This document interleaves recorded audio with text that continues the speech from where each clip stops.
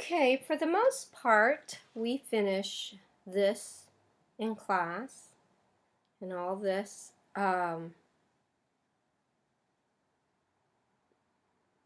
We did these in class. Okay, and we did this in class. So what we didn't get time to do in class are these ones, and I gave a different one, which these were not it. Do the ones I gave in class. There were A, B, C, D, E, F. They were different ones like these, say radical A to the 7th. I think one of them was like that. Or radical B to the 5th. And etc. You should have it. And we did all of them, if not all of them, in class. The one I didn't get to for a lot of classes, this problem here. But I got to some class. So, which of the following are rational numbers? Okay. Basically, I want you to explain how you know your answer is correct. All right. So this is not a rational. This is called irrational because it's not a rational number. The reason why it's not a rational number is because of this pi right here. This pi symbol. Irrational because of the pi.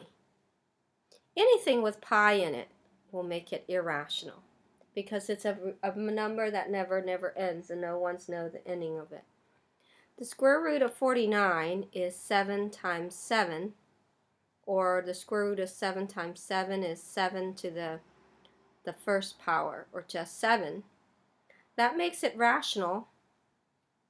It's rational because it's a perfect square. It comes down to 7 times 7 is 49. So your answer is this one, 7, because you can make a perfect square. So this is rational because it's a perfect square.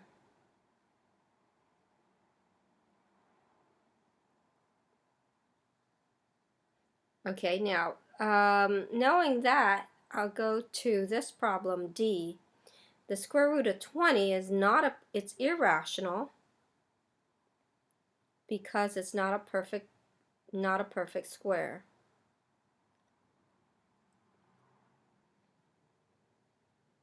Okay. What I mean by that is if I have a square, I want you to find me two whole numbers to make this area a 20. There isn't any. The closest one is between 4 and 5, and that's not a square. Remember, a square has equal sides, just like on B, 7 times 7 is 49. This is a rectangle and not a square, so 4 and 5 won't work. There isn't any whole number to make a perfect square of 20, so that's why I call irrational, not a perfect square. The rest is rational, because this is just a normal fraction. A rational number is just a fraction. This is rational because it's a fraction.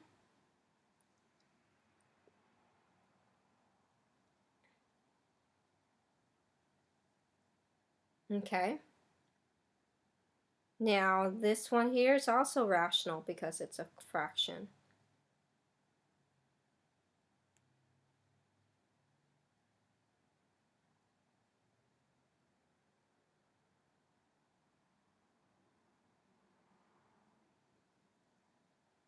There we go.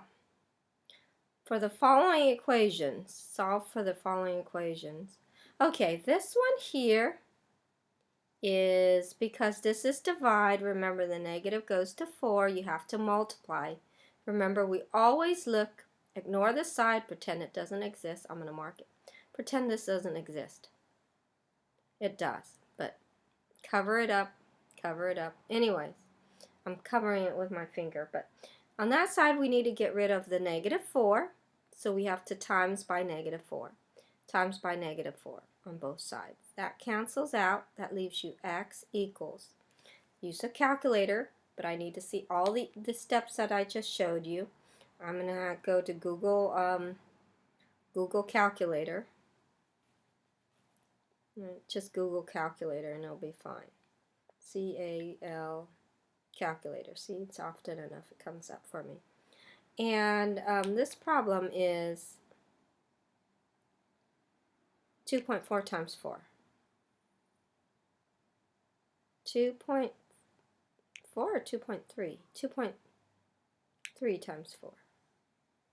3 times 4. 9.2.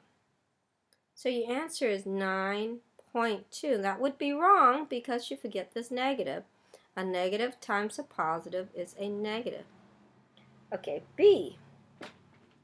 On the side of the variable, which is side M, you want to get rid of the negative 1.2, so you divide. This is multiply, so you divide by negative 1.2. Divide by negative 1.2. Cancel that out. For 1 equals to M equals, okay, calculator. 2.3 divided by 1.2. Clear. 2.3 divided by 1.2. Ooh. 1.196 repeating.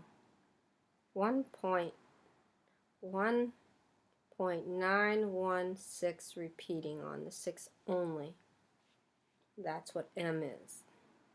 It's a positive because a negative divided by a negative is a positive.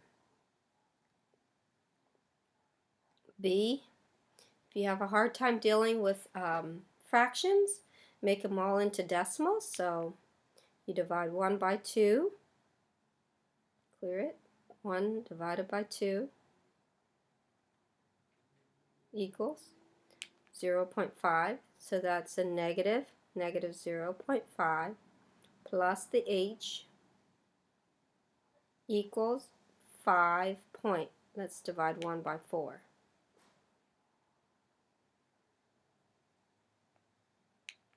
0.25. Okay, we want to make 0 here because of the plus. So we want to make 0 to the negative, then you add 0.5 to a negative 0.5, you get 0. So you have to add on this side also. Get H equals to 5.75. Okay, that's how you do those problems, and we did in class all the other ones. Make sure you know that rational and irrational will be on your next test. It's important that you know what's rational, what's irrational. Okay.